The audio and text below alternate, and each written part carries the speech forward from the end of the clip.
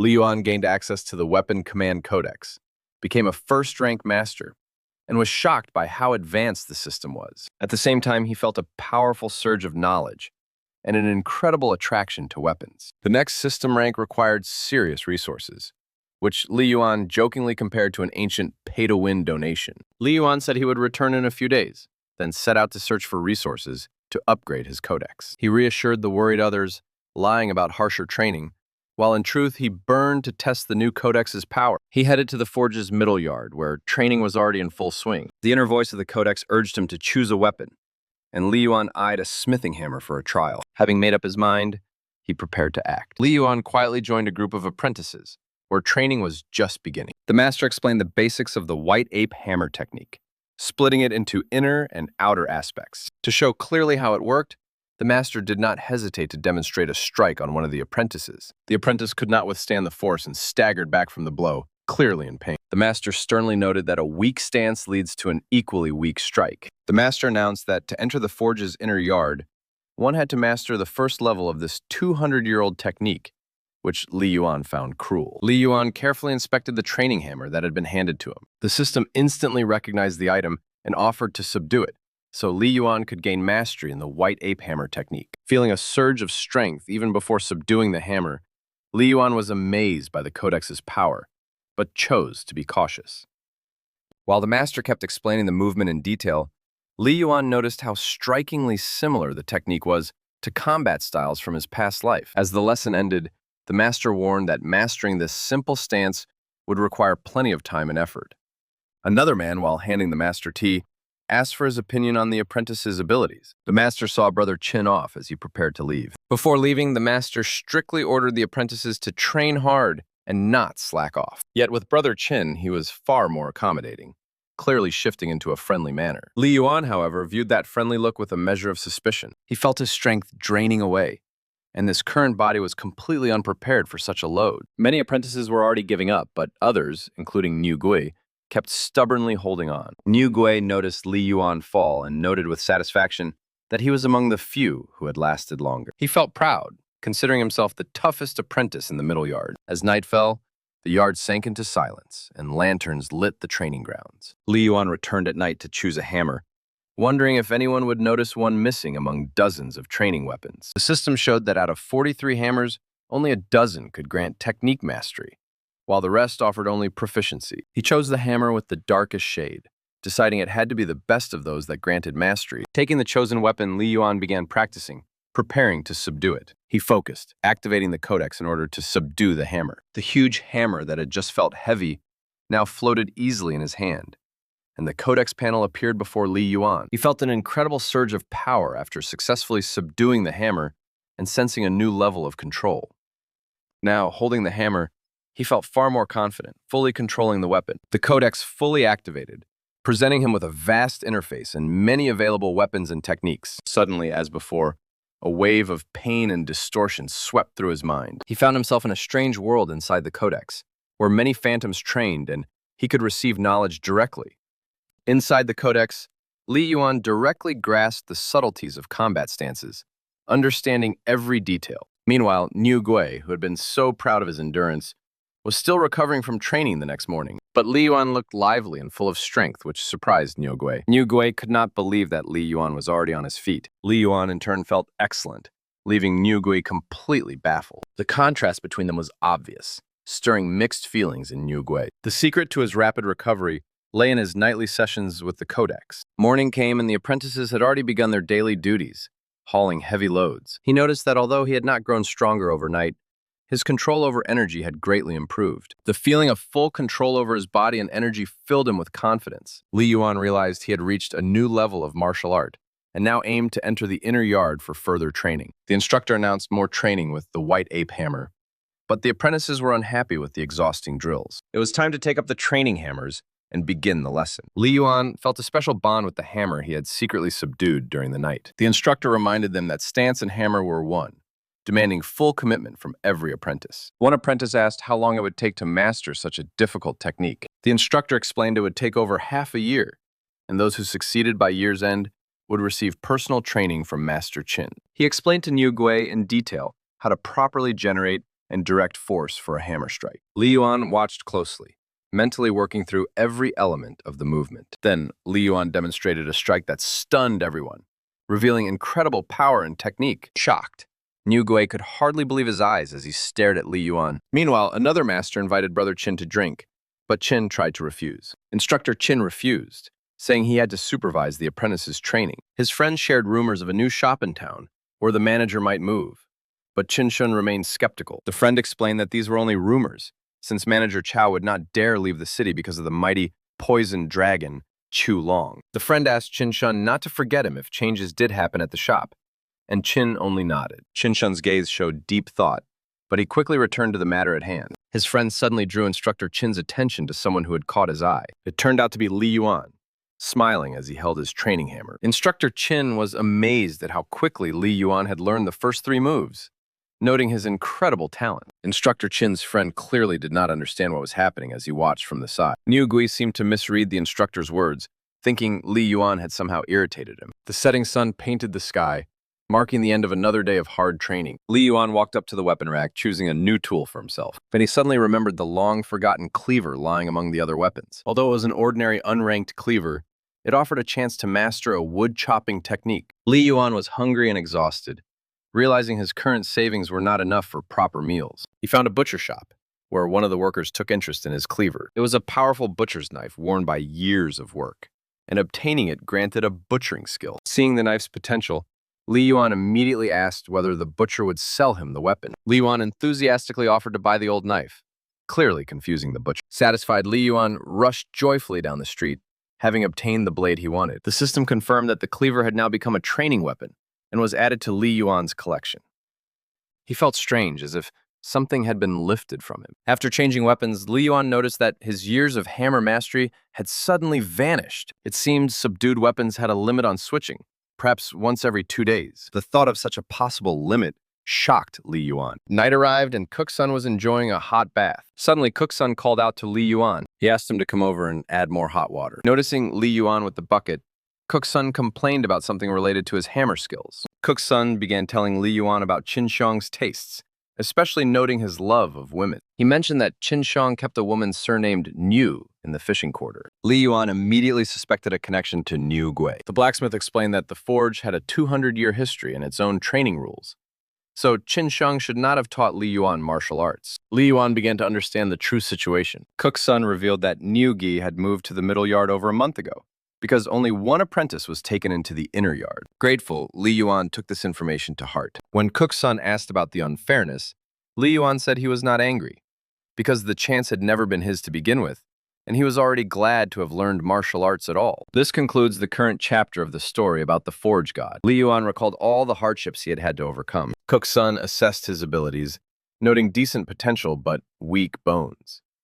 Understanding the hint, Li Yuan decided to ask Cook Sun to take him as a disciple so he could learn cooking. Cook Sun caught his motives with a smile, noting that Li Yuan knew how to seize the moment. Li Yuan honestly admitted he wanted better food, bragged about his cooking skills, and asked to be accepted. Intrigued, Cook Sun offered Li Yuan a chance to show his skills, and he immediately demonstrated his knife work. His nimble fingers quickly and accurately gathered fresh greens. Then he masterfully minced them on the board, showing incredible speed and control. Cook Sun was clearly impressed by what he saw and asked how many years Li Yuan had trained with a knife. Li Yuan explained his skills through his past life, even mentioning the butcher knife's improvement, and swore complete loyalty to Cook Sun. Pleased, Cook Sun accepted his offer. Cook Sun revealed that his position had been partly arranged by a certain second brother, and admitted he truly needed an assistant. Cook Sun told Li Yuan to continue hammer training, promising to teach him what was missing from the technique he had learned. Li Yuan was overjoyed and immediately began hammer training under Cook Sun's guidance. Months passed unnoticed, winter arrived,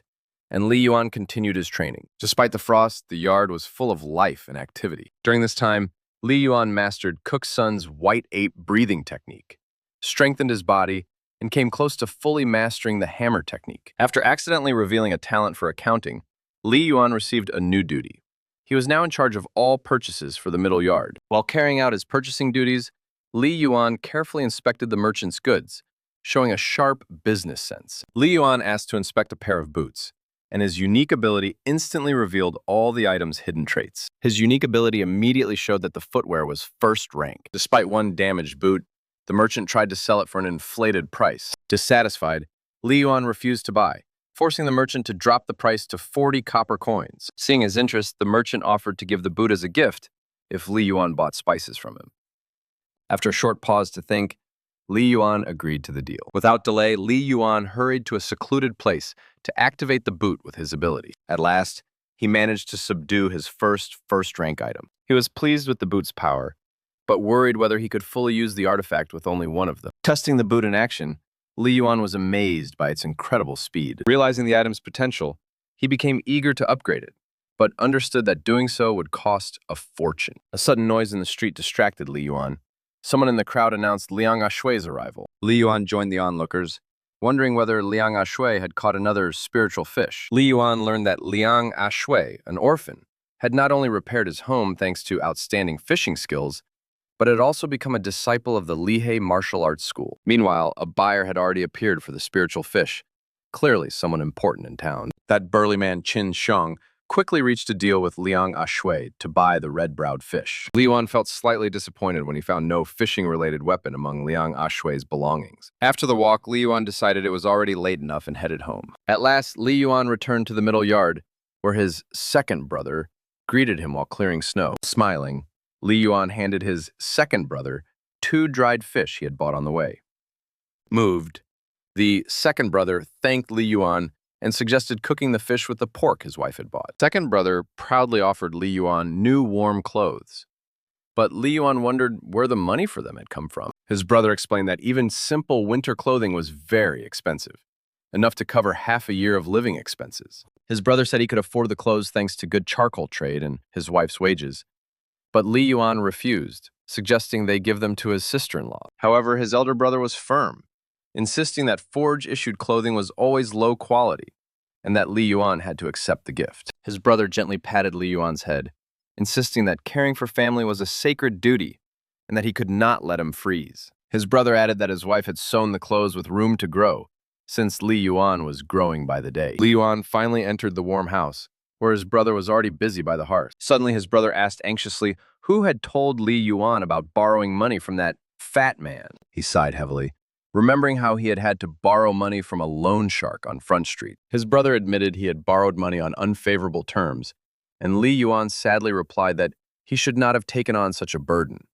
His brother loudly called his wife to help persuade stubborn Li Yuan. His sister-in-law, sitting by the fire, also told Li Yuan to take the clothes so his brother would not have to run after him twice, half-jokingly complaining about his stubbornness. Li Yuan painfully noticed his sister-in-law's frostbitten hands, and his brother quickly offered her hot water to warm them. Li Yuan prepared to leave, saying he had already eaten, but his elder brother insisted that he stay and have dinner with them. Li Yuan slipped away at once, and although his brother was slightly annoyed, he still admired his agility. Li Yuan thought about Chen Bao, the local gang leader, and the harsh terms under which his brother had borrowed money. He worried about the loan sharks, hoping nothing bad would happen to his brother because of that debt. Li Yuan firmly decided that, as his martial skills improved, earning money would become much easier and he could help his family. Under the moonlight, Li Yuan diligently practiced the 6 apes breathing technique, though for now it felt incredibly exhausting. Then Li Yuan decided to change equipment, activating the system menu to choose the training hammer instead of the 6 harmonies boots. Li Yuan continued his night training, practicing strikes with the new training hammer. With every swing, Li Yuan felt his movements becoming stronger and faster. The noise from Li Yuan's training woke the innkeeper, who grumbled about his disturbed sleep. The cook looked outside, trying to figure out where all that nighttime noise was coming from. Li Yuan was obsessed that his perception had sharpened so much that he could now hear his own blood moving. He realized he had achieved a breakthrough.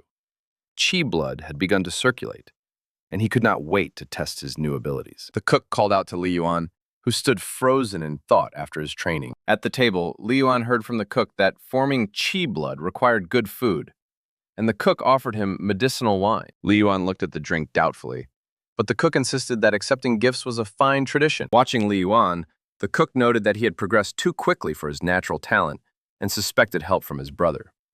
Inside, Li Yuan rejoiced that he had shown off his hammer at the right time, while the cook announced that the inner yard apprentice spot now belonged to him.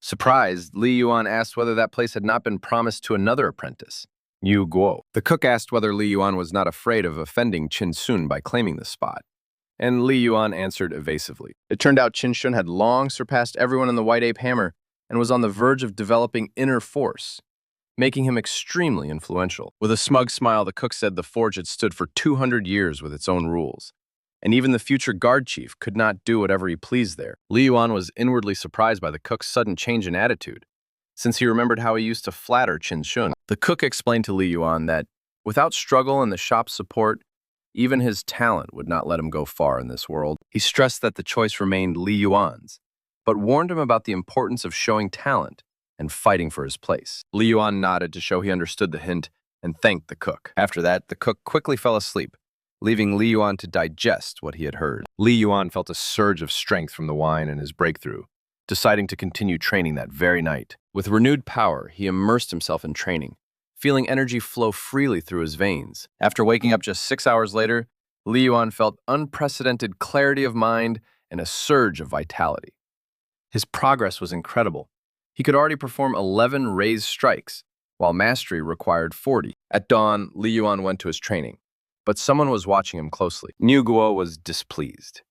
Li Yuan had lied to him about his training, while secretly working hard every day. Losing his temper, Yu Guo angrily called out to Li Yuan. To Li Yuan's surprise, Yu Guo challenged him to compete. Li Yuan ignored Yu Guo's challenge, giving him only a careless glance. Yu Guo decided Li Yuan was afraid, but Li Yuan merely noted that his brother had arrived. Li Yuan looked at his brother and the cook in surprise. The stranger introduced himself as Chao Da and said he was investigating a murder, so he needed answers from Li Yuan. Hearing about a murder, Li Yuan was shocked and immediately worried about his brother. Chao Da sternly demanded clear answers without concealment. Li Yuan promised to answer honestly, and Chao Da began asking about his visit to the fishing quarter 2 days earlier. Li Yuan was relieved when he heard Liu San's name, glad his brother was not yet involved in the matter. Li Yuan confirmed that he had only bought a few spices from the merchant. Li Yuan insisted he was telling the truth, seeing no reason to hide anything. The cook sharply defended Li Yuan, saying he would never dare deceive him. With that, Chao Da ended Li Yuan's questioning and went to find the next witnesses. Li Yuan realized this was a mass murder, where one person had killed an entire family and their neighbors. Yu Guo was stunned after learning of more than 10 victims, and doubted that Liang Ashui could commit such brutality. It was an unprecedented crime for Galio. A curfew was imposed, and the killer was considered insane. Li Yuan realized that the boot of the murdered Liu Laizi, which he had sold to the merchant, could not be a coincidence. Worried about his family's safety, Li Yuan decided to warn his brother and sister-in-law at once to lock the doors and windows. Yu Guo impatiently called to the frozen Li Yuan, reminding him of work. Li Yuan hurried away, ignoring Yu Guo's order. Chao Da and his companion discussed Li Yuan, suspecting he was hiding something, but Chao Da refused to detain him without evidence. His companion, however, believed Li Yuan should be questioned more thoroughly. They discussed Wang Luan and the Lihei school, comparing their importance to the Daoist Empire and noting the need to maintain order. They mentioned that the incredibly talented Liang Ashui would soon be sent to Divine Weapon Valley by Wang Luan's order. Chao Da was stunned by the mention of Divine Weapon Valley, and his companion added that something else stood behind the Empire's military strength. It turned out that in All Under Heaven, true power was held not by imperial troops, but by sects.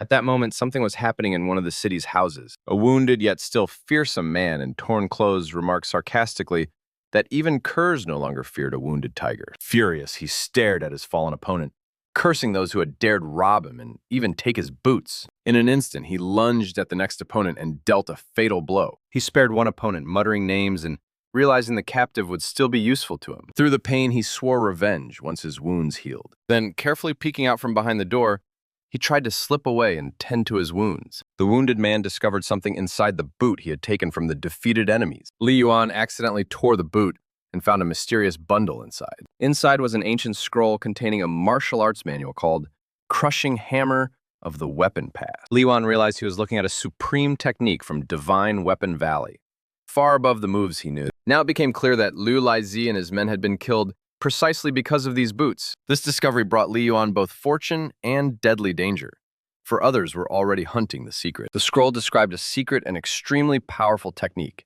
strictly forbidden to outsiders of Divine Weapon Valley. Unfortunately, he had only 1/3 of the complete technique, but even that part contained 72 powerful moves. Despite his disappointment, Li Yuan admitted it was the foremost of Divine Weapon Valley's 5 secret techniques. Now that he was being hunted, Li Yuan had no choice but to train hard and grow stronger. More than 2 months passed.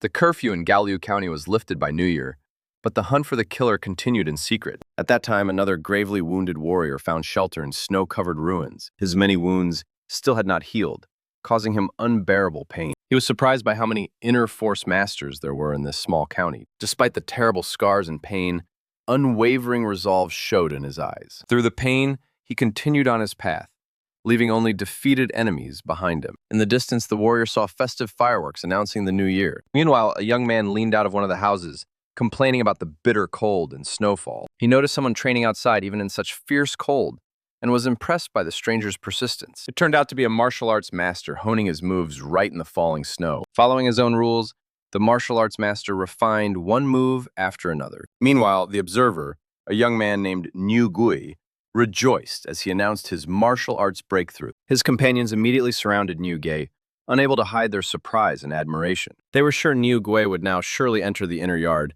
and asked him not to forget them when he achieved greatness. Niu Gui arrogantly thought about another person's progress, believing that person could not go far because of his humble background.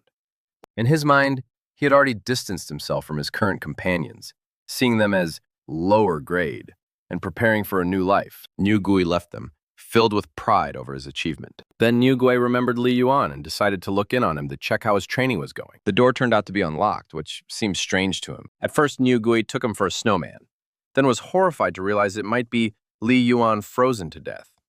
However, a powerful burst of energy literally pushed Niu Gui back. It turned out Li Yuan was still continuing his intense training, radiating a powerful aura around him. He refined new moves, showing incredible speed and control. Niu Gui could barely withstand the power coming from Li Yuan, feeling his own beliefs collapse. He was utterly stunned, unable to understand how Li Yuan could have reached such strength. Li Yuan's powerful hammer strike shattered not only the surrounding snow, but all of Niu Gui's ideas about his weakness. Every movement Li Yuan made was filled with tremendous power and resolve. With such power, Li Yuan was ready for any trials fate might throw at him. Gasping in shock, Niu Gui realized Li Yuan had achieved mastery in the white ape hammer technique. In panic, he understood that he had to report this to his brother-in-law immediately. While Li Yuan considered the results of his training, his mentor reminded him of a debt of 12 taels of silver. Li Yuan tried to ask for a little more time, but the mentor sharply refused and sent him away. Still, he did not lose hope, assuring him that he would repay every last coin. Yet, despite his displeasure,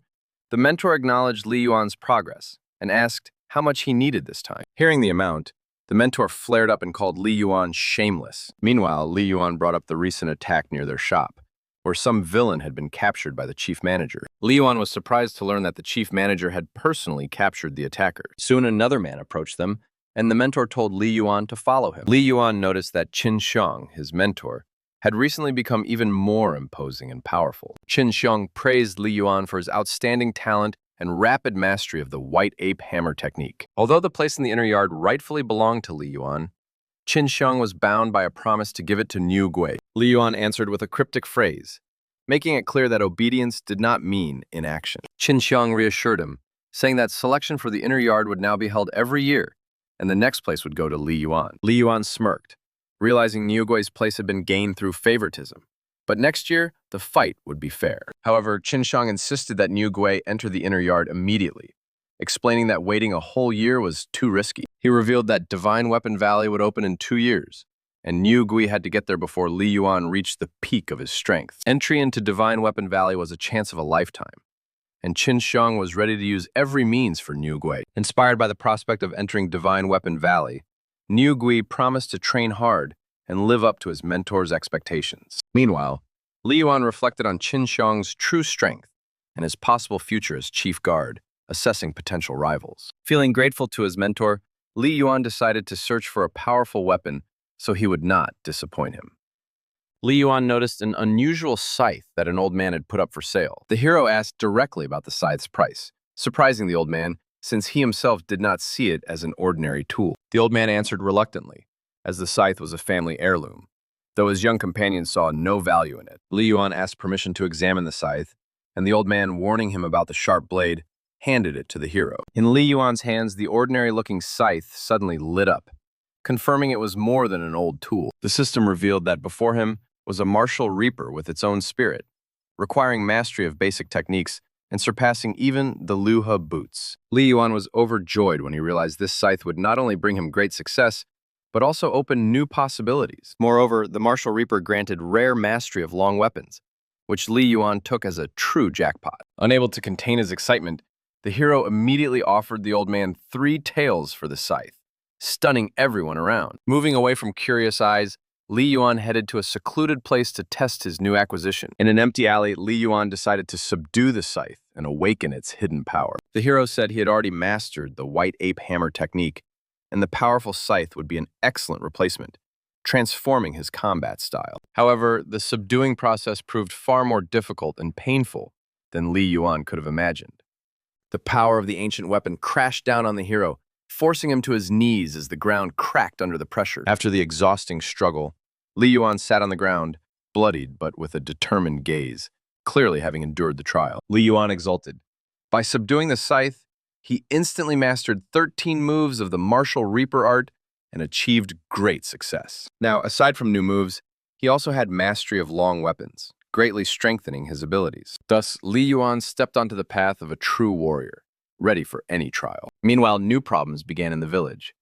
Some residents had fallen into debt again, and the creditor demanded immediate repayment. And Li Yuan, deciding to improve the scythe, tested the strength of the wooden shaft for his new weapon. Li Yuan thought that if those bastards attacked first, he would have no choice but to answer. His gaze turned cold, foreshadowing the punishment to come. It seemed Li Yuan had decided to act in secret and sneak inside. From the roof, he carefully looked into the house, assessing the situation. Below, he overheard a conversation about some aging woman who apparently was involved in the boss's affairs. Suddenly, 2 of them felt sick and hurried outside. It turned out someone had added a strong laxative to their food. Li Yuan watched from above, barely able to restrain his irritation at such an unsightly scene. Seizing the moment, Li Yuan jumped down from the roof to deal with them. With one swing of his stick, he quickly disabled both of them without even using his scythe. Li Yuan smirked, pleased with how easily he had handled the enemies. Then a third bandit came out of the house, surprised that his accomplices had been gone so long. Without a word, Li Yuan knocked him out while the others tried to flee in panic. But the noise drew more bandits,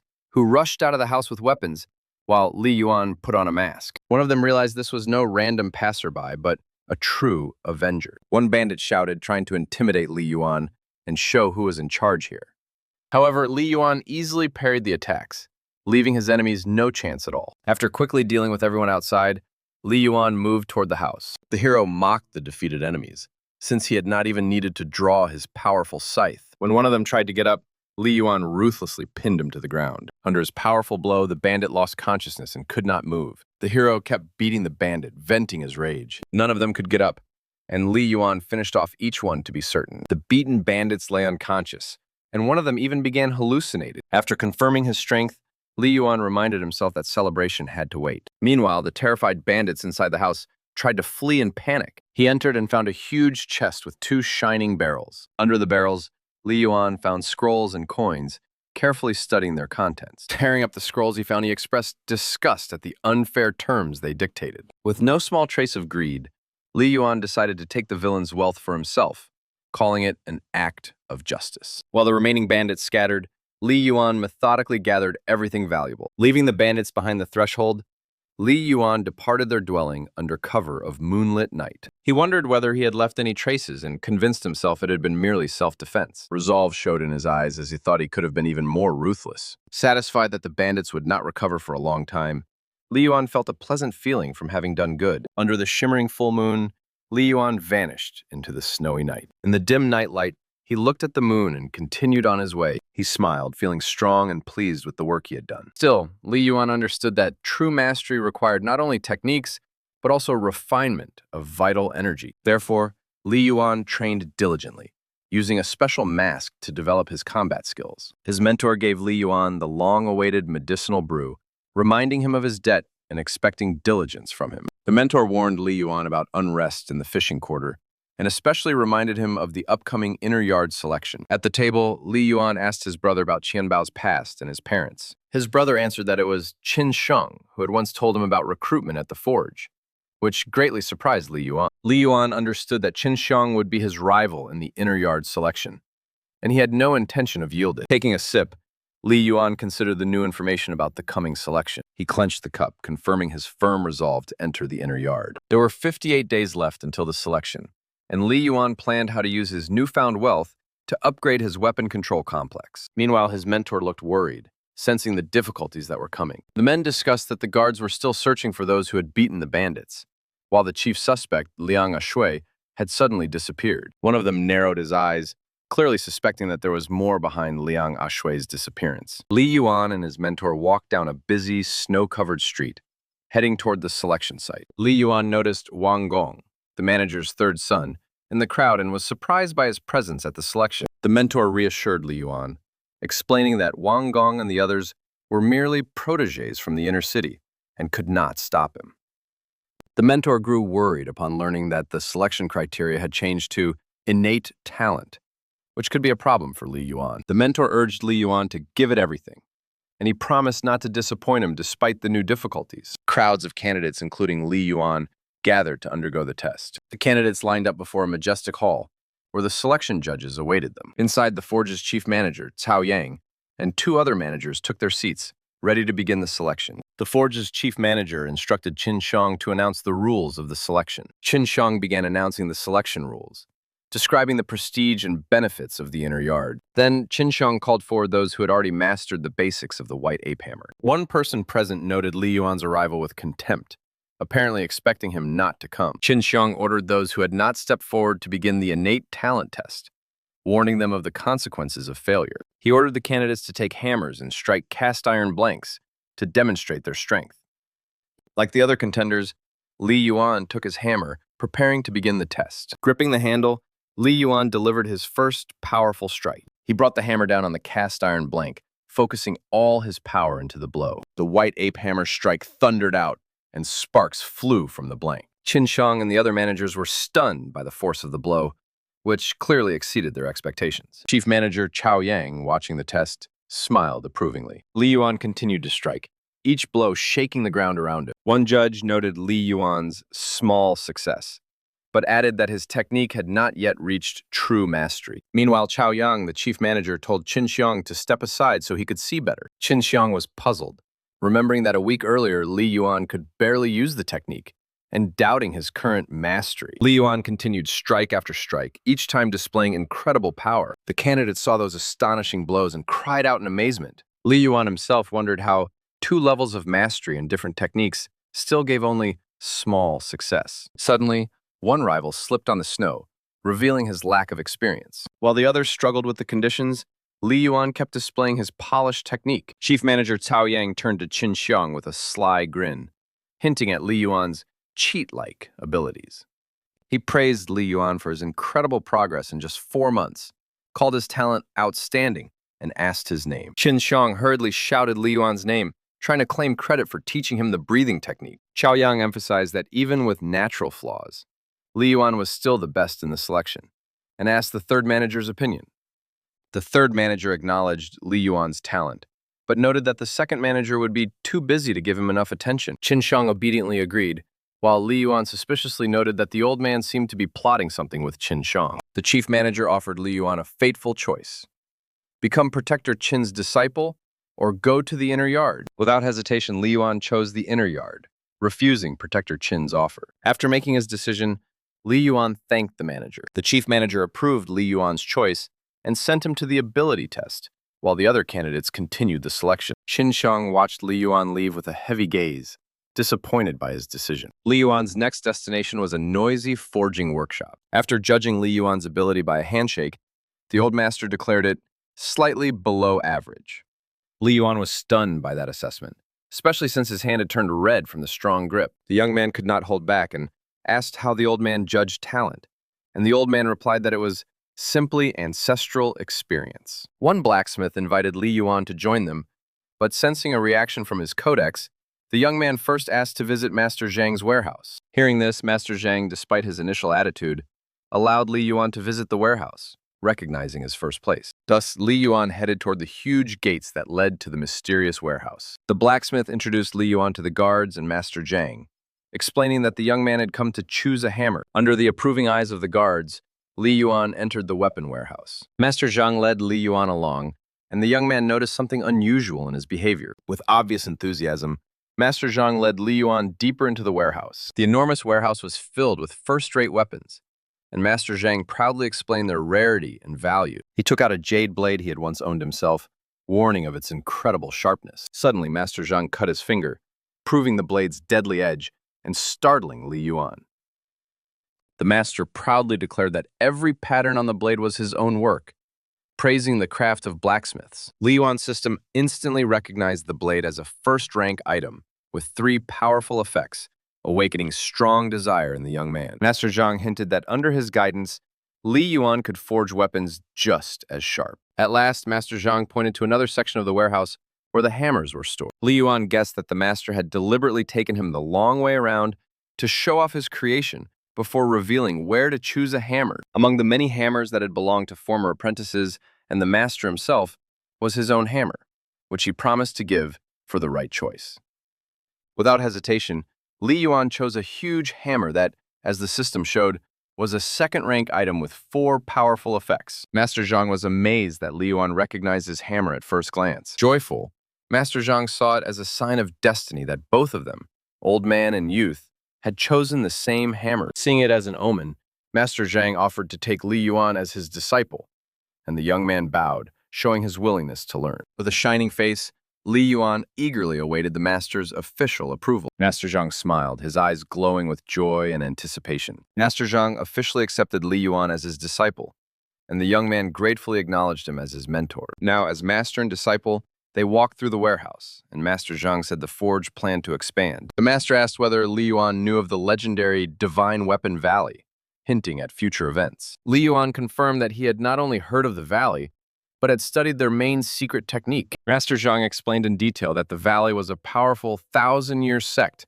in Zhejiang Prefecture, beyond even the court's control. It turned out Divine Weapon Valley was so powerful that even influential officials were its graduates, and the events at the forge were directly connected to it. Then Master Zhang revealed the main secret.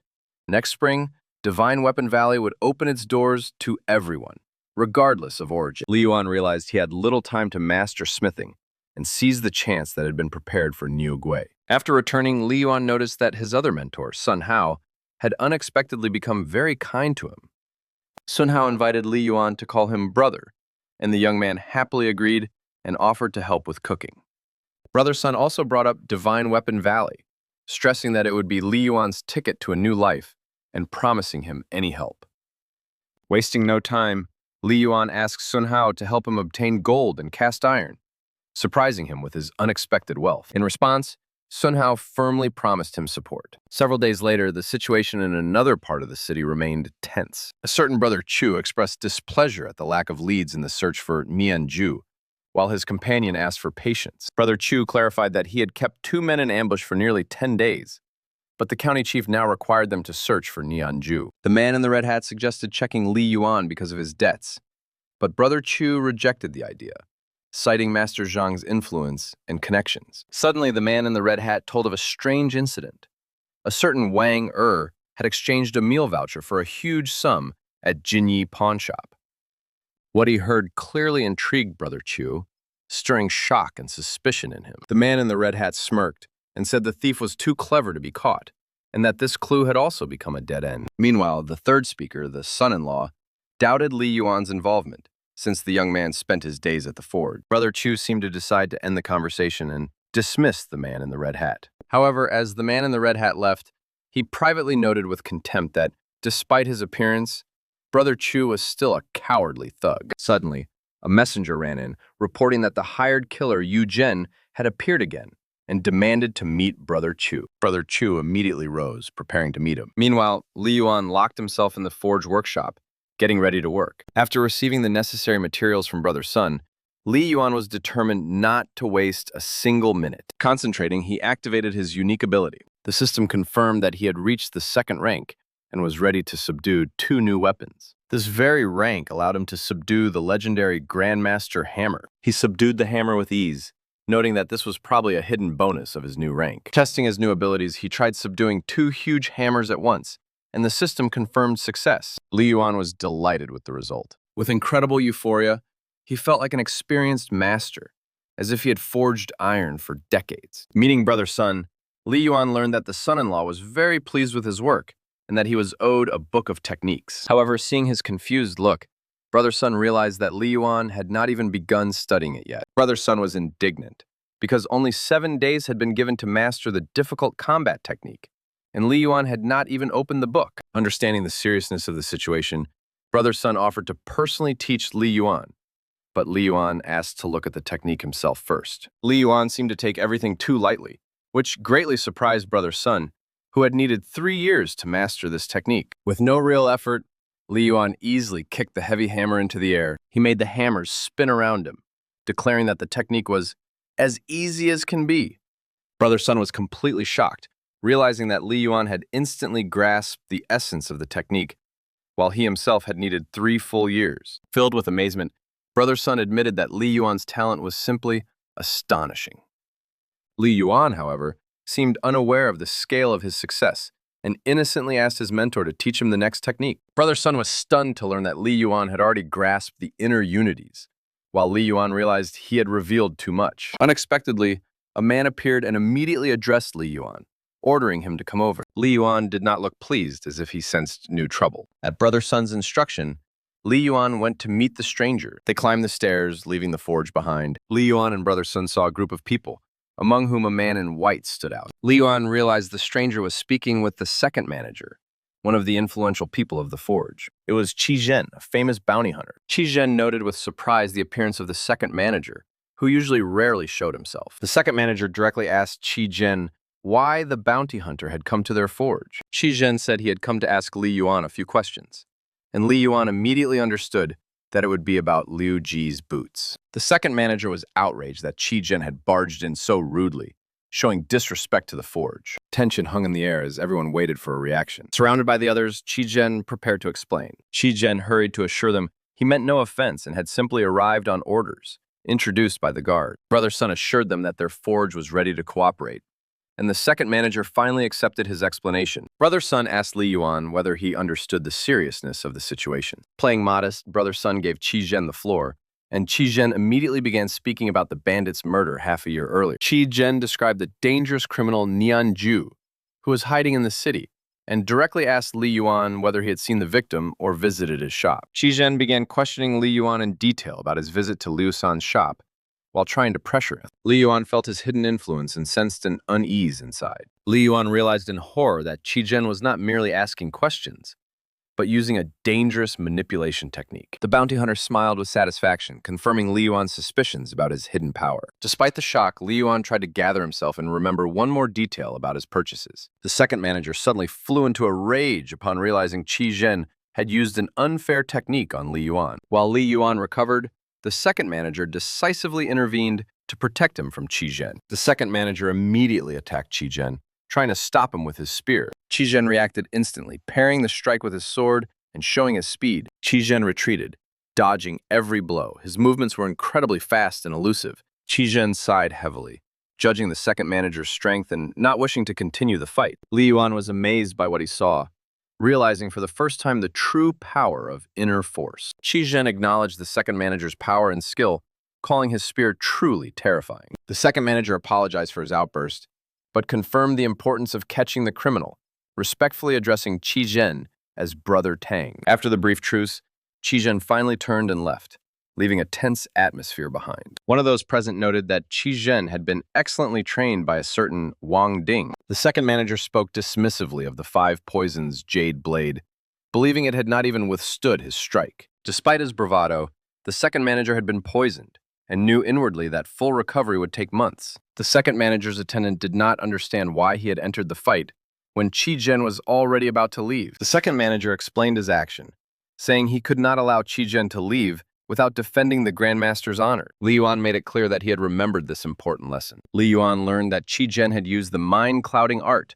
a special technique that worked like an invisible drug. The second manager wondered why, after surviving so many hardships, Li Yuan's spirit was still so weak. After finishing the conversation, the second manager sent his subordinates to rest. At the forge, the mentor assessed Li Yuan's progress, noting that his weapon lacked only quality material. The mentor admired Li Yuan's rapid progress and admitted he had not moved Qin Shang elsewhere for nothing. Li Yuan learned from a companion that Qin Shang had been exiled to Mount Faozu after the chief manager learned of his involvement in Qi Zhen's case. The man added that Qin Shang was very lucky, since such offenses were usually punished far more severely. Suddenly, the man asked whether Li Yuan planned to go to the temple fair in Gaolu tomorrow. Laughing, the man left Li Yuan to train and went off to tidy himself up. Li Yuan opened the door without delay and stepped inside. In his room, Li Yuan studied the traits of his jade blade, forged by the owner of the Weapon Command Codex. Li Yuan critically examined his blade, knowing it was inferior to the jade swords the master had left in the warehouse. Li Yuan thought about his long path. He had to master not only smithing, but also complex higher martial arts, especially the final moves of crushing hammer. After mastering the basic move, Li Yuan wondered whether he could now challenge Qin Shang.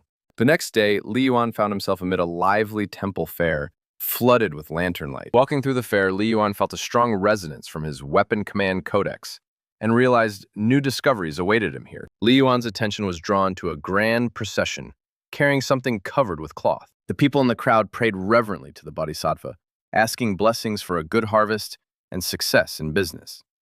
Li Yuan, however, stared in horror at the many-eyed Bodhisattva, feeling trypophobia begin to rise in him. Li Yuan received system information that this frightening Bodhisattva was a powerful second-rank artifact. He was shocked that the statue could be such a mighty weapon. Although the artifact drew him in, Li Yuan decided it was not worth the trouble. He noticed that all the other items at the fair were only first rank, confirming the rarity of second rank. Suddenly, Li Yuan came across a wanted notice for Nianju and realized even more people were hunting him now. Meanwhile, the crowd kept streaming toward the temple, expecting new spectacles. And then he found himself before the temple of the maimed god. There, Li Yuan saw another grand procession and wondered whether it too was carrying a weapon. His instinct did not fail him.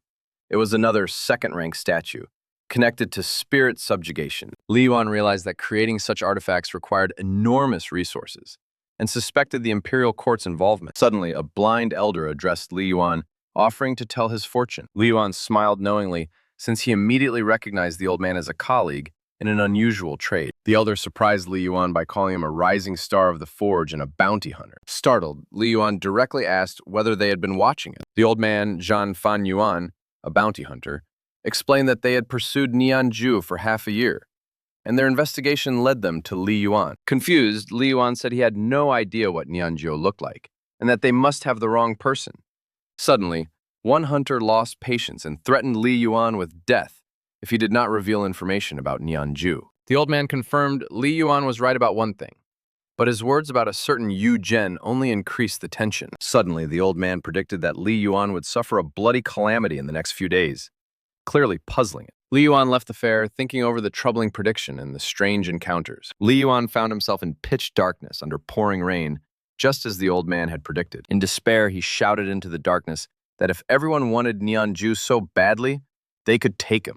However, someone threw a shoe at him, one for which Li Yuan had even paid 3 taels of silver. Barely recovering from the shock, Li Yuan fell into a pit and realized Nianju was too serious a threat to leave unchecked. Meanwhile, a guard with signs of recent injury angrily complained about the thrower's accuracy. Inspecting the thrown item, the bailiff discovered something important hidden beneath the sole. Apparently, this note, though unreadable, was the key to catching Nianju. It became clear to the wounded official that the thrower was no ordinary bandit, but someone with remarkable skill. The bailiff carefully tore open the shoe lining to extract the hidden compartment. Sure enough, there was a concealed space inside. They concluded that the footwear itself was unusual, and that the hidden message might be keeping Nianju in the city. Another bailiff suggested that the unknown person had deliberately used them to solve his own problems. Deciding that catching Nianju would also help identify the one who threw the shoe, they doubled their efforts. Meanwhile, a new day began on the city streets, full of bustle and talk. Rumors of the night's incident spread quickly through the city, and a mysterious Chu Da seemed to be directly involved. The next location was the city's forge. Bailiff Chu announced a call for volunteers to capture the gravely wounded Nianju, promising a rich reward of 3 taels of silver. The crowd, with Li Yuan among them, reluctantly discussed the offer, afraid to get involved with such a dangerous opponent. By order of the county magistrate, every major family had to provide at least 10 people for the search, and Yunjin received his squad. Yunjin accepted command without hesitation. One apprentice voiced concern that their junior brother was too inexperienced for such a dangerous mission. The teacher insisted that martial arts required not only diligent training, but also courage in real battle. The teacher argued that the wounded Nianju was now only a dead tiger, and their squad would have the advantage. Nevertheless, the teacher asked one of the senior apprentices to watch over the talented but inexperienced Li Yuan. Li Yuan received the new powerful weapon, the long-armed Dina hammer, and was already judging its potential in battle. Armed and ready, the apprentice squad was prepared to set out on the search. Li Yuan gripped his weapon tightly and felt a surge of resolve before the real trial. The squad moved deeper into the scenic yet dangerous mountain landscape. The squad began searching the forest after strict instructions not to go too far and to stay together. Numerous search groups combed the dense forest, hoping to find traces of the wounded fugitive. The group leader sped up the search, ordering them to scour every hill and go deeper into the mountains before nightfall. The search continued at a rising pace, each step bringing them closer to the target. Suddenly, Li Yuan and his companions realized they had found Nianju far too quickly. A mysterious Chu Long appeared in the forest, perhaps already expecting his own entrance. Hiding behind a tree, Li Yuan saw Nianju, gravely wounded and surrounded by lifeless bodies. Incredible rage twisted Nianju's face as he bled heavily and clearly suffered from his wounds. The wounded Nianju angrily swore revenge on those who had betrayed him: Yu Zhen, Chu Long, and the detective. After discovering the wounded Nianju, the hunters rushed toward him, drawn by the promise of a generous reward. Even gravely wounded, Nianju fought back desperately, forcing the search parties to spread out and act carefully. Nianju's strength proved so great that one hunter was thrown back and realized the fugitive's true power. Li Yuan remembered the teacher's words about courage, preparing for the coming fight. The desperate clash between Nianju and the hunters brought chaos and screams to the forest. Li Yuan watched the situation anxiously, doubting the true condition of the wounded man. Li Yuan crouched in the grass, gripping his staff tightly, ready to join the fight at any moment. Nianju kept fighting back fiercely, and another hunter collapsed to the ground, bleeding heavily. Suddenly, Li Yuan heard footsteps and felt danger drawing closer. One hunter mercilessly looted a dead body, showing no compassion at all. Li Yuan was struck by the hunter's cold-blooded nature, so easily crossing moral lines. The hunter calmly searched the fallen man, unaware that he was being watched. A sudden blow cut short the hunter's greed, and Li Yuan recognized the attacker. The attacker vanished into the bushes, carrying the loot and sneering at the lack of skill. A strong, bearded man with a smug smile displayed the stolen money. Hearing a rustle, the hunter quickly took a combat stance, ready for a new threat. Li Yuan attacked like lightning, bringing his staff down on the unsuspecting opponent. Li Yuan's strike landed right on target, throwing the opponent to the ground. The hunter crashed down, and Li Yuan took a favorable position. Li Yuan ended the fight, deftly taking the money pouch from the defeated enemy. The bearded hunter screamed curses in fury, demanding the name of the one who had wronged him. Despite the pain from his wounds, Li Yuan felt a strange excitement from the fight he had just survived. Breathing heavily, Li Yuan enjoyed the rush of adrenaline that every battle gave him. Li Yuan assessed the spoils and realized this path to wealth was much faster than ordinary blacksmith work. He was confident in his strength and knew that after using powerful techniques, defeat would have been almost impossible. With satisfaction, Li Yuan fastened the money pouch, understanding the value of easy loot. However, thoughts of where Nianju had disappeared kept bothering him. The wounded hunter swore revenge, and somewhere nearby, a dog began barking. The hunter's leader ordered everyone to search for Nianju, certain he was hiding somewhere close. Nianju realized he had been surrounded, while someone above was watching what happened. Angry energy churned inside Nianju, and his eyes blazed. With mad resolve, Nianju rushed into the attack, gaining incredible speed. Weapons rang and bloody sprays scattered through the air, while other hunters watched the fight. The hooded man noted Nianju's incredible vitality, as his body-tempering technique let him resist even after grave wounds. Mockingly, the hooded man said he had saved Nianju from Q Long, calling him worthless despite his strong technique. Their tense relationship was obvious despite their apparent alliance. The hooded man threw something to him as Nianju stepped back from his fallen opponent. Catching the small bottle, Nianju wondered who this mysterious savior was and how he could repay the help. With a firm gaze, Nianju promised that the time would come when he would find his mysterious helper himself. Wounded but unbroken, he clenched the bottle in his hand, preparing to continue on. Nianju was amazed when he realized he held a top-grade Yuan replenishment pill. Despite severe wounds and the danger of pursuit, He absolutely refused to think of fleeing. While Nianju swore to destroy his pursuers, Li Yuan reflected on his abilities, realizing that even without revealing his full potential, he surpassed these hunters. Nianju admitted that just a few ambush attacks had noticeably improved his fighting style. Suddenly, Li Yuan grew alert, sensing someone approaching. The hunters discovered Nianju, but he had already delivered a crushing blow to one of them. Another hunter fell lifeless to the ground, unable to withstand the assault. Wounded but unyielding, Nianju mockingly challenged everyone trying to catch him. Li Yuan was stunned to see that even gravely wounded, Nianju remained so savage and defiant. However, the powerful body-tempering technique allowed Nianju to heal even terrifying wounds almost instantly. Li Yuan realized in horror that Nianju's wounds were closing before his eyes, as if they had never existed. Healed and menacing, Nianju radiated unshakable strength as he prepared for another fight. At that moment, Li Yuan, armed with his staff, rushed into the attack and caught Nianju off guard. Weapons whistled through the air as Li Yuan skillfully blocked the attacks of the many hunters. Li Yuan instantly recognized the white ape hammer technique and was struck by Nianju's skill. Li Yuan's face twisted into a tense grimace as he prepared to strike back. Nianju fiercely crashed into the hunters, wondering how they dared challenge him without inner force. Dodging the attack, Li Yuan realized he had fallen into an extremely dangerous position. Nianju reveled in his strength, declaring that with his mastery he could easily defeat anyone, even someone with inner energy. Despite all his power, Nianju himself was wounded, and his rage only intensified. Angered by his opponent's arrogance, Li Yuan finally struck back with his staff. Nianju was stunned when Li Yuan continued the assault and brought another blow down like a whirlwind. Sparks flew from the powerful clash of weapons, and Nianju could not understand where Li Yuan's strength came from. Li Yuan's mighty strike split Nianju's body,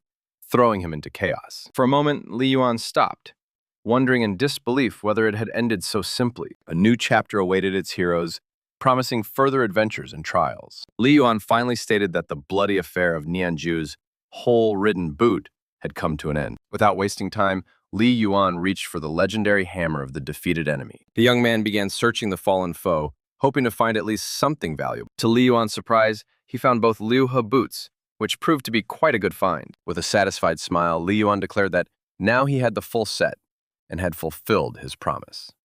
He reasoned that for saving the blind man's life, it was only fair to take something as payment. In one of the boots, Li Yuan found a ring, and then the boot vanished, as if swallowed by an unknown force. After dealing with his opponent, Li Yuan moved on, leaving the fallen Nianju behind. In the distance, he noticed his companions and called out joyfully, "Senior Brother Yu, I'm back!" Senior Brother Yu recognized Li Yuan and breathed a sigh of relief when he saw him unharmed. Senior Brother Yu embraced him, glad Li Yuan was safe, but immediately asked about the fate of the others. The companion said Junior Brothers Qian and Li had gone missing, and their fate caused serious concern after meeting Nianju. Li Yuan wondered why such a crowd had been needed for one cripple, and noted the strange absence of the commander and city guard. Deep in the forest, sunlight pierced the dense foliage, continuing to light the path. At that time, another group of fighters prepared for an operation, and their leader called the previous group trash that could only bring extra trouble.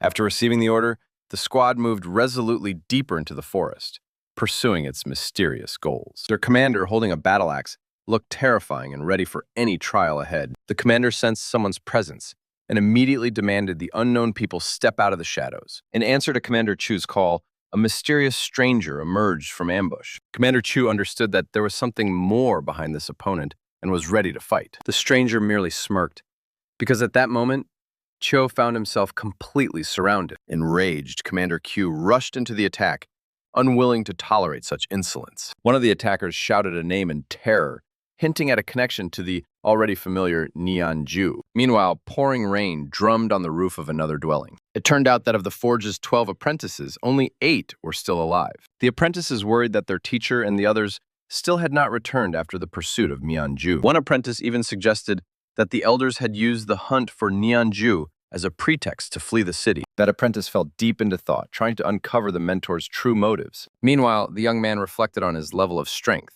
combat moves, and ways to become stronger. He also thought about suppressing inner demons and how effective his techniques were against fighters with heavenly weapons. In the end, he decided he could handle it using his blacksmith skills. Li Yuan, meanwhile, rejoiced after finding a fortune among Nianju's trophies.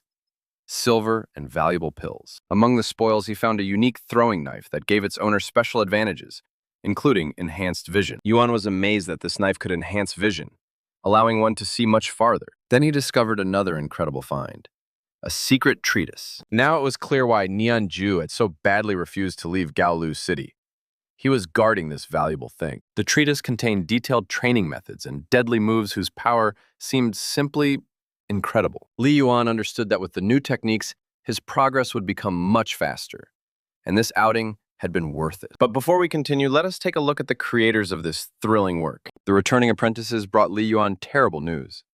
Nianzhou had killed Qiu Long, immediately making him worry about his brother-in-law. Li Yuan reassured the apprentice, convincing him the second manager would be fine, because he was too strong to get into trouble. The apprentice agreed that the son-in-law was in no danger, but Li Yuan immediately asked whether he had seen Nianzhou himself. In response, the apprentice asked why Li Yuan himself had not run into the criminal. Li Yuan deftly avoided a direct answer, while the apprentice reminded him of the upcoming meeting about Divine Weapon Valley.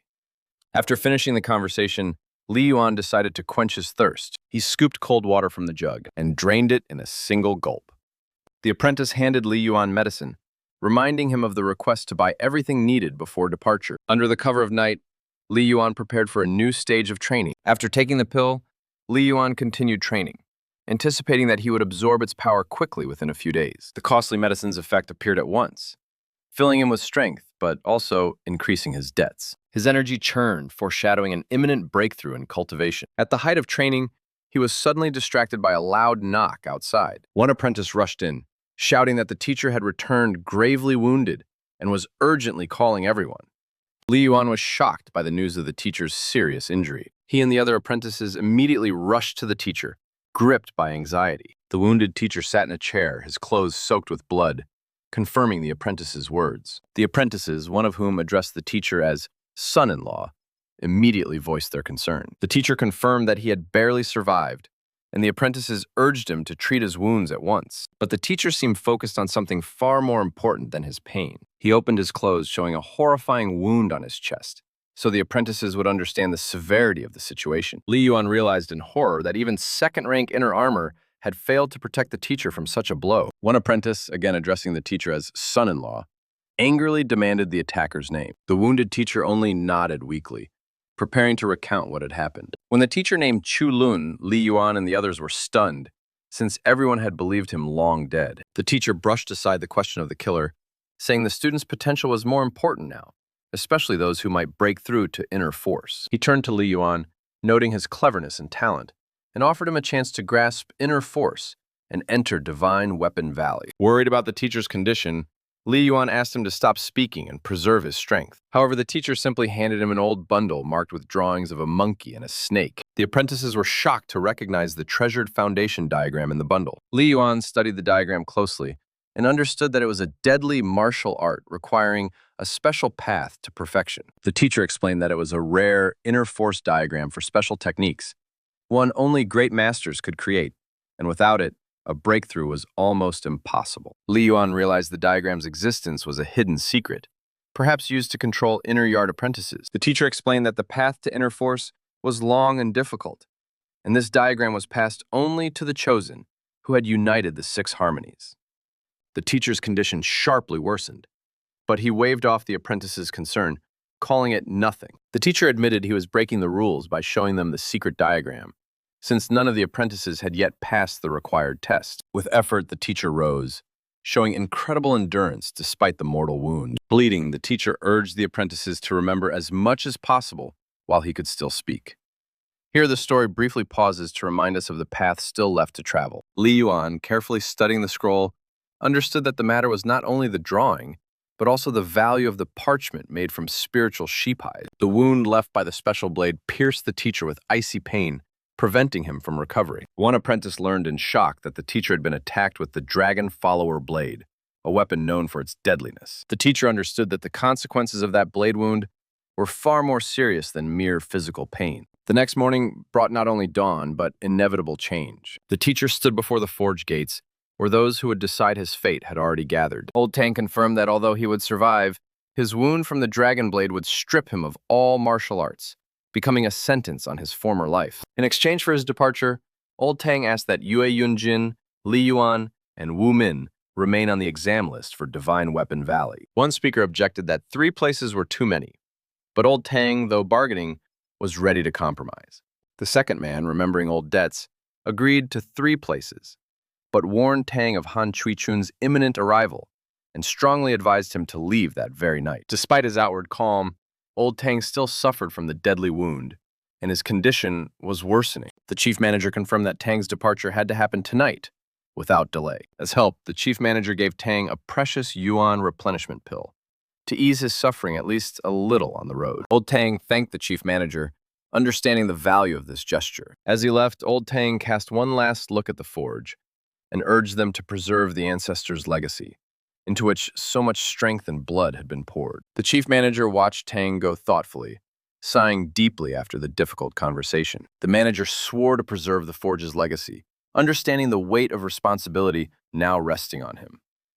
Meanwhile, the chief manager realized Old Tang may have taken Chu Lun's blade strike for him, to protect him from certain death and the consequences of an old clan feud. The manager decided he had to be ready for any consequences while protecting the forge. It seemed another man tried to dissuade him, but the manager harshly cut off every objection. The dissatisfied speaker voiced concern about appointing Yu Zhen, manager of the inner yard, citing his murky past. The chief manager ended further arguments and decisively handed Qin Shun over to the speaker's authority. Meanwhile, day turned to evening, and the last rays of sunlight colored the sky. Yue Yunjin, preparing to leave, checked the final details while his friends waited in the room. At that moment, Old Tang entered the room, and his disciples, including Yue Yunjin, greeted him. Old Tang asked everyone to leave, leaving only Sun Hao in the room for an important talk. Seeing the teacher's condition, Sun Hao anxiously checked his pulse. Old Tang sighed heavily, hiding his emotions, and asked Sun Hao about his plans. The teacher hurried Sun Hao, but Sun Hao, worried about the trip, suggested taking other apprentices along to make the journey easier. Old Tang sharply cut off his reasoning, while Sun Hao seemed more concerned about his personal savings. The door slammed shut, cutting them off from the outside world and foreshadowing a more personal conversation. Yue Yunjin found Sun Hao packing for a long journey, one he would now join. Yue Yunjin unexpectedly returned a large debt to Sun Hao, with interest, greatly surprising him. Yue Yunjin insisted the debt had to be repaid in full, and advised Sun Hao to take more money, since it might be useful on the road. Emotional Sun Hao embraced Yue Yunjin, promising to become a true master by the time they next met. Yue Yunjin promised not to fall behind in training and gave Sun Hao parting words, reminding him of the need to leave soon with the teacher. Sun Hao tightly gripped his travel bag, preparing for the uncertainty of the road. Taking one last look at the forge, Sun Hao said farewell and set off on a long and dangerous journey. Yue Yunjin looked firmly ahead, reflecting on his own path after the parting. Saying goodbye to Sun Hao, Yue Yunjin wished him strength on the long journey. Meanwhile, the forge of 10,000 blades prepared for new trials. As he continued forging, Yue Yunjin worried that the second manager had fled, taking valuable blueprints with him. He continued working at the anvil with doubled force, beating the metal. Old Tang was furious that some apprentices were trying to claim the vacant place and divide the yard while Sun Hao was away. Yue Yunjin calmed the teacher, saying he was ready to move into second brother's larger residence. Old Tang cursed Nian Ju for the troubles, but hoped the second manager would be fine, while Yue Yunjin worried more about the lost chance to enter Divine Weapon Valley. To Yue Yunjin's relief, the teacher promised him a place in the valley, and the hero thanked him. Impressed by Yue Yunjin's rapid progress in forging first-class blades, Old Tang promised to pay him 7 taels for each one. The teacher also gave Yue Yunjin a unique privilege, to choose any second-rank weapon from the treasury. At the same time, a mysterious man watched Yue Yunjin's success with skepticism. A red-haired girl suggested that Brother Gong invite Yue Yunjin to meet Lady Lu. However, Brother Gong refused, considering Yue Yunjin useless after Tang Tuna's departure and the loss of his place in the valley. Warehouse keeper Wang Hu gave Yue Yunjin wise advice, not to take the teacher's most eye-catching blades. Wang Hu opened a hidden warehouse, and Yue Yunjin was stunned by the wealth of the treasury. Before him appeared numerous second-rank artifacts, ready for use. Wang Hu stressed that access to this treasury was an exceptional privilege, and Yue Yunjin felt unworthy of such generosity. Yue Yunjin picked up a massive hammer, which Wang Hu called a masterpiece, though it was too heavy. Then his gaze fell on soft, dark silver armor, also second rank, with special requirements for wearing it. Yue Yunjin reassured Wang Hu that he was merely looking over the artifacts and not rushing his choice. However, Yue Yunjin soon made a decision and chose a massive jade copper hammer. Through diligent work, Yue Yunjin earned money by selling the blades he forged. Walking along the busy street, Yue Yunjin heard Qin Shang's name mentioned, which made him grow alert. Meanwhile, Qin Shang himself irritably noted how quickly people's attitudes changed after the second manager left. Night descended over the city,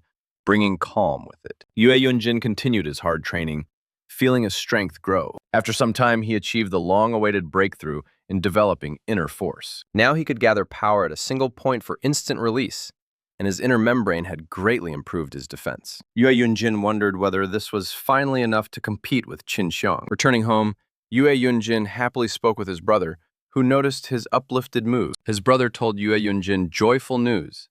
Their family was expecting a new child. Yue Yunjin was stunned when he realized his sister-in-law was pregnant. His sister-in-law confirmed the news, and Yue Yunjin immediately decided he now needed to earn even more money for his future nephew. His brother jokingly reminded him to master kung fu first before thinking about earnings. Yue Yunjin thought about Qin Shang and his suspicious interest in second brother's wife. Meanwhile, Qin Shang, speaking with Li Yuan, dismissed the talent of a certain Niu Gui with contempt. Li Yuan pointed out that Divine Weapon Valley valued natural gifts, doubting that anyone with average ability would even qualify. In response, Qin Shang unexpectedly admitted with honesty that he himself had only been working on this for a year. Li Yuan advised Qin Shang to focus on body tempering, since his inner force was already enough, and Qin obediently agreed. The manager brought Qin Shang good news, holding a sword in his hands. Qin Shang accepted the elegant blade, which emitted a cold light. Qin Shang praised the blade's quality, considering it almost perfect, and asked the master's name. Niu Gui firmly told the manager that he was ready to continue his work. Watching Niu Gui leave, Qin Shang only smiled mysteriously. Qin Shang held the blade confidently, and the manager was pleased by his reaction. Qin Shang decided that the forge would now fully support the master who had created this blade. In the fishing quarter, Niu Gui continued training, facing harsh criticism of his technique. His persistence was met only with contempt and demeaning words. Li Yuan angrily spoke of Niu Gui's uselessness, mocking his ambition to enter Divine Weapon Valley. Exhausted, Li Yuan sat down, showing his displeasure. A woman reported to Li Yuan a catastrophic drop in income, since many debtors had not repaid their money. Li Yuan was outraged, since that sum was not even enough to maintain his inner force. Meanwhile, a subordinate came to report to mentor Qin Shang. The subordinate reported to Qin Shang about Li Yuan's constant expenses on training, medicine, and lifestyle. Qin Shang silently listened to the report, and the subordinate confirmed that this was all the information.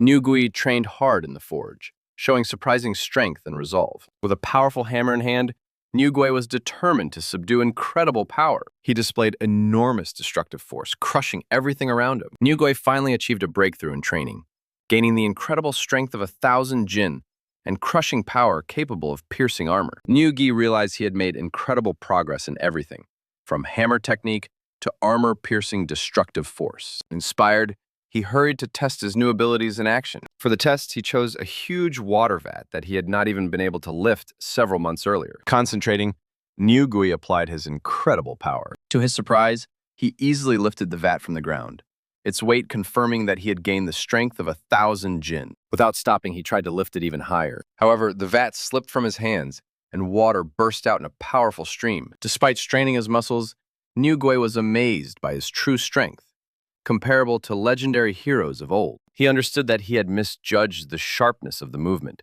which caused a minor injury. The force of his strike created a whirlpool in the massive vat. Now all that remained was to master combat techniques and enter Divine Weapon Valley. Returning to the forge, Niu Gui prepared for the next stage of training. The old master watched Niu Gui closely, noting his outstanding success in smithing. Proud of his apprentice, he felt that Niu Gui had taken after him. Then the master offered Niu Gui the chance to forge top-grade blades, promising 8 taels of silver for each one. Niu Gui was thrilled by such generosity and looked forward to becoming rich soon. The master warned the apprentice about the importance of controlling the fire and temperature, offering to show the proper technique. Meanwhile, Niu Gui and his companion left the forge after hard work. One of Li Yuan's subordinates rubbed his face, preparing to report something important. The men discussed the upcoming meeting and the 6 places for the qualifying exam to Divine Weapon Valley, which Niu Gui longed to enter. His companion explained that Divine Weapon Valley was a powerful organization, and the chance to enter came only once every few decades. Yue was merely carrying out the teacher's order to inform them about the valley,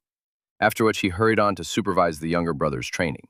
Niu Gui's presence made the two companions tense up and turn around. Their worried faces did not escape Niu Gui's notice. The two quickly left the area, raising even more questions in Niu Gui's mind. He understood that those two were clearly hiding something. Thinking it over, Niu Gui suspected that someone named Qin Xiang might have targeted him. Yeezy Restaurant, the tallest and most luxurious building in the inner city, was preparing to receive guests. Meanwhile, Niu Gui ate dinner with his companions, enjoying the food without needless ceremony. Among those present, Niu Gui noticed many nobles from the inner city, marked by luxury and high status. He understood that there was a clear social divide between residents of the inner and outer city.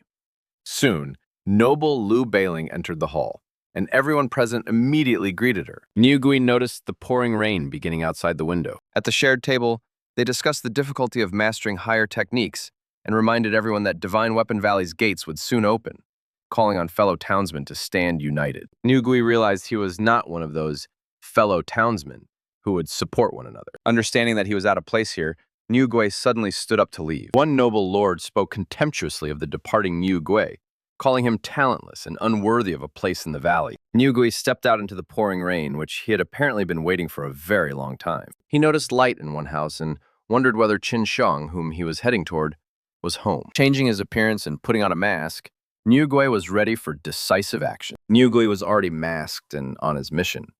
But it seemed he was not the only one acting that night. Several mysterious shadows moved across the rooftops through the rain. One of them flew through the downpour, thinking of revenge for the fall of a certain family. Arriving at the house, Niu Gui was now fully ready to infiltrate. He carefully circled the grounds, testing the situation. But the house was suspiciously quiet, and he sensed no presence of his target. Voices came from inside, and Niu Gui heard a conversation about strong rivals and a certain Li Yuan. It was a woman whose relative, Li Yuan, had become the subject of a troubling discussion. Inside the house, a man and woman continued discussing complex family intrigues. Niu Gui listened tensely, gathering scraps of information. Without wasting time, Niu Gui decisively burst inside. The intruder caught the couple by surprise, causing panic. While the man tried to escape, the woman fell to the floor in fear. Only the candle flame trembled uneasily in the silence. Niu Gui went up the stairs, searching the house. He found a portrait and recognized his brother's wife in it, confirming his suspicions. Behind the painting,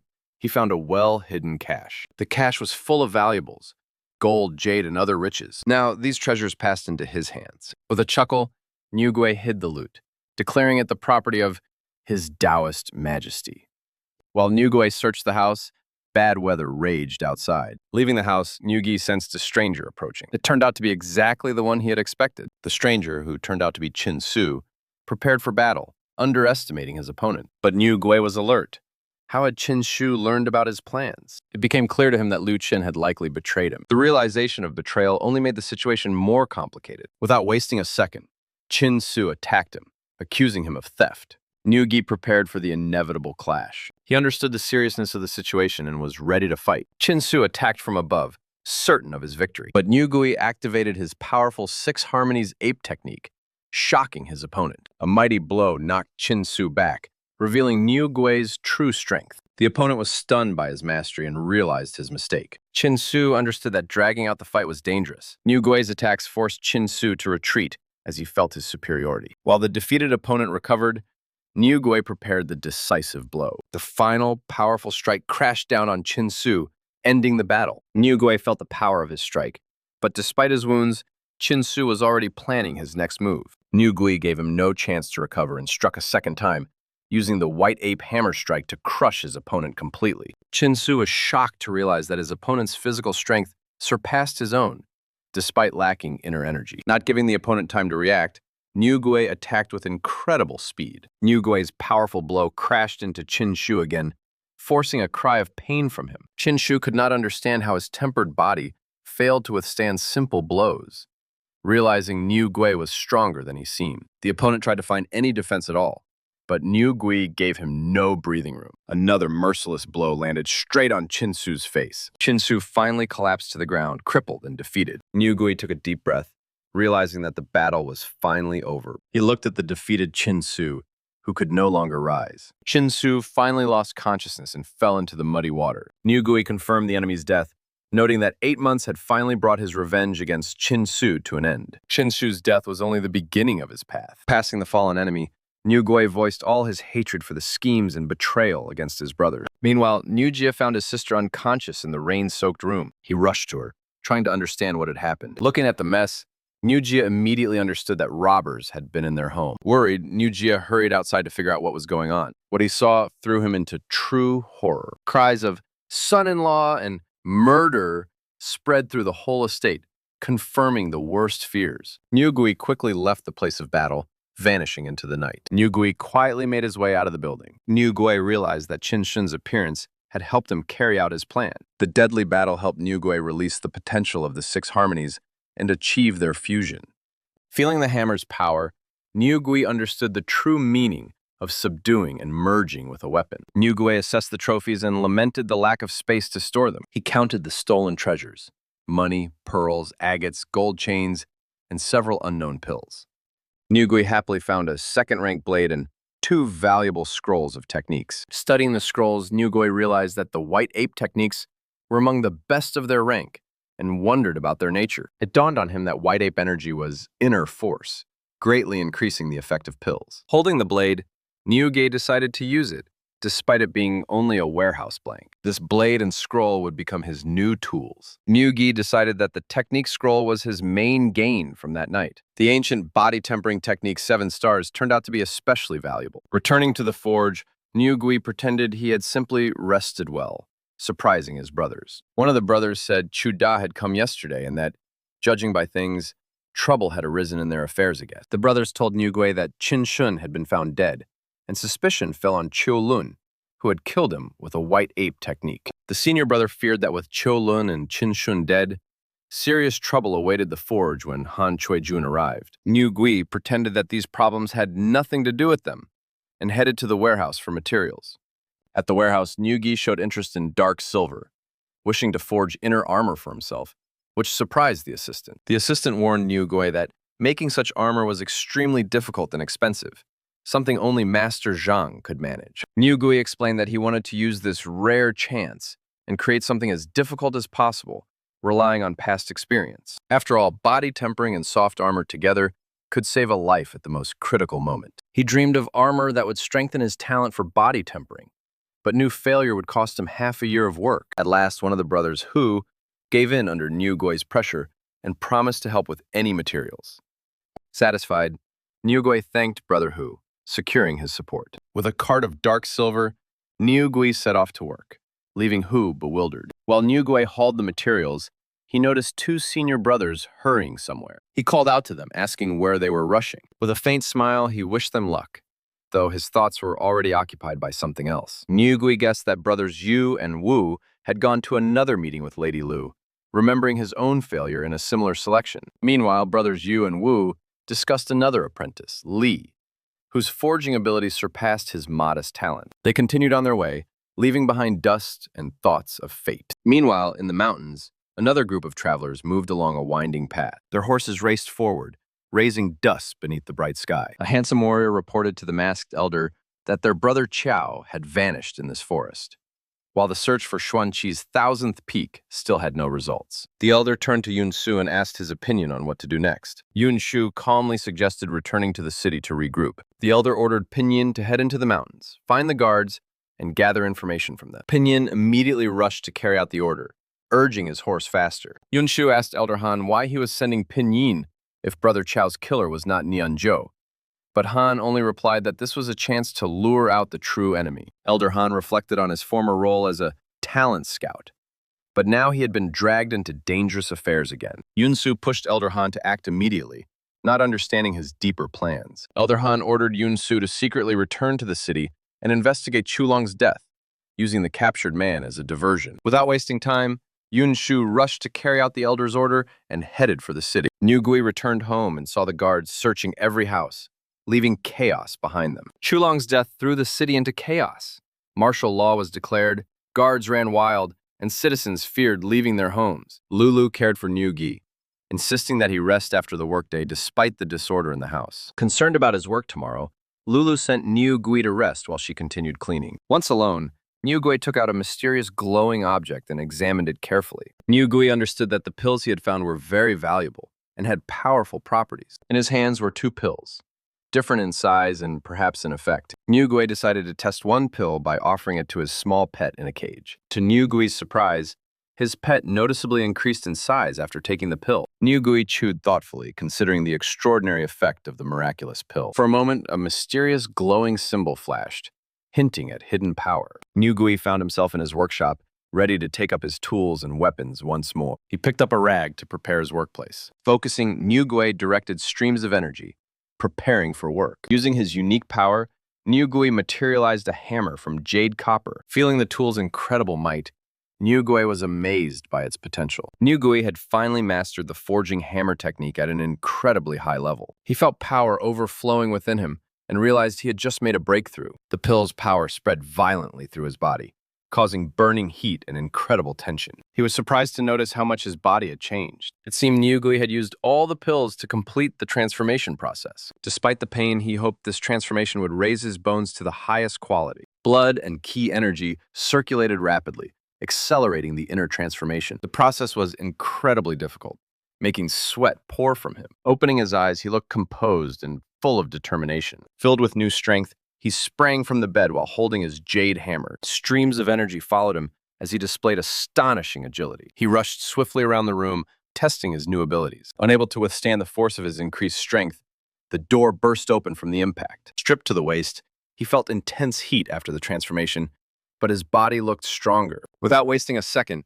Niu Gui ran outside. Plunging into the water, Niu Gui realized that his transformation might go far beyond bone formation. Thoughts of legendary diagrams surfaced in his mind, such as the green snake spear and the roaring tiger blade. Exhausting all his strength, he sank into deep thoughts about the future. While Niu Gui was thinking, a certain Fatty Sun returned to the area. He was greeted by a joyful shout, "Brother Sun!" Fatty Sun seemed to have been waiting for Niu Gui and addressed him immediately. In tears, Fatty Sun said that he and his brother-in-law had been captured by the poisonous snake gang and had barely survived.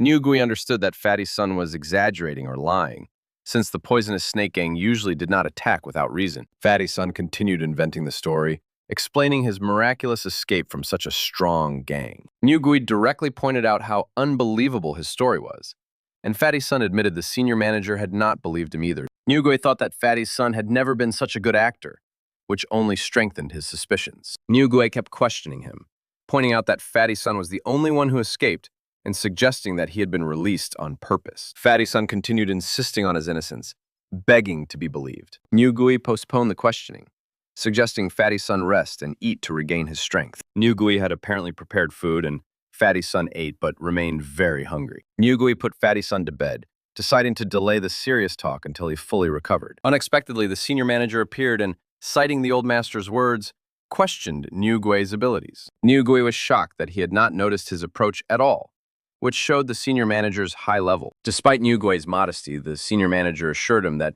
mistakes were part of the path and promised a generous reward for success. After giving guidance, the manager turned and left, while Niu Gui saw him off with a respectful bow. Niu Gui realized the manager had not come because of Fatty Sun, but to evaluate his forging skills. Niu Gui was struck by the manager's strength, understanding that he far surpassed even Qin Sun. Niu Gui began to suspect that the manager's words about opportunities hid an unwillingness to let him go to Divine Weapon Valley. The sunny day continued, promising new events. Niu Gui returned with supplies, and one of the men suggested feeding his sister-in-law so she could regain strength. Concerned by Niu Gui's generosity, the man advised him to be more economical. His sister-in-law worried about his excessive spending, but Niu Gui replied that this was only a small part of his future purchases for his nephew. His sister-in-law suggested Niu Gui use his day off to visit the temple, pray for the child, and buy the necessary things. The mention of the Bodhisattva temple sent Niu Gui into deep thought. The anticipation of his nephew's happy future